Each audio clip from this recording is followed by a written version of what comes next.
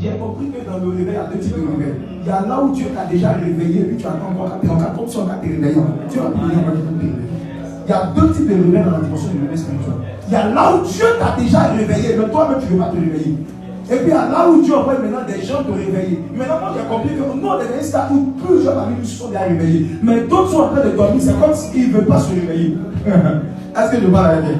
Dieu t'a déjà réveillé, mais toi-même tu vas te réveiller. Dieu t'a déjà réveillé.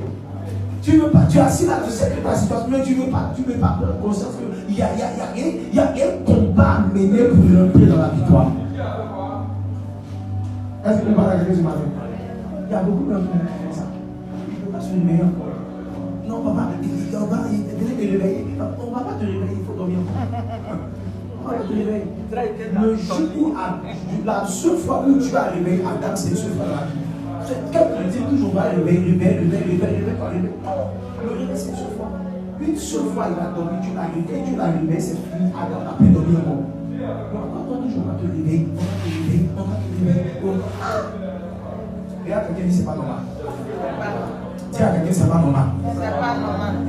Je vous assure, c'est pas normal. On réveille toujours un chrétien qui est mature, un chrétien qui a au moins 54 ans de vie chrétienne. Un nouveau chrétien, on peut comprendre. Quelqu'un qui vient dans l'église, quelqu'un qui était dans le monde, on peut comprendre. Mais quelqu'un qui est déjà ancien, il est déjà ancien dans l'église, ancien, doyen, connaît Jésus, connaît le Saint-Esprit. Elle parle dans la rue, papa, et puis on va encore te réveiller. Non. Dis à quelqu'un, c'est pas possible. Il faut que tu te réveilles. Il faut qu'on se réveille, chrétien, il faut qu'on se réveille. Il faut qu'on se réveille. Il y a des grandes choses à accomplir avec Dieu, il faut que tu te réveilles. Il faut que quand tu te regardes, elle me disait, j'ai le temps de vouloir passer le quartier. Il disait, quand je me regarde dans 60 ans, quand je regarde ma vie dans 60 ans, il faut que je m'asseye, puis je dis, j'ai accompli les grandes choses avec Dieu.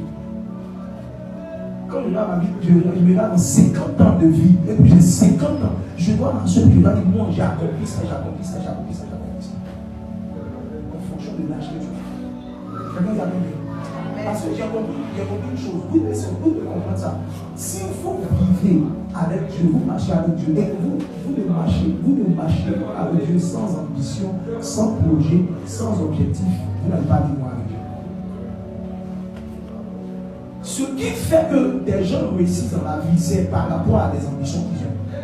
Ce qui fait que des gens vont loin, ils arrivent à se dépasser, se surpasser, c'est parce que la personne, il a une vision de sa vie.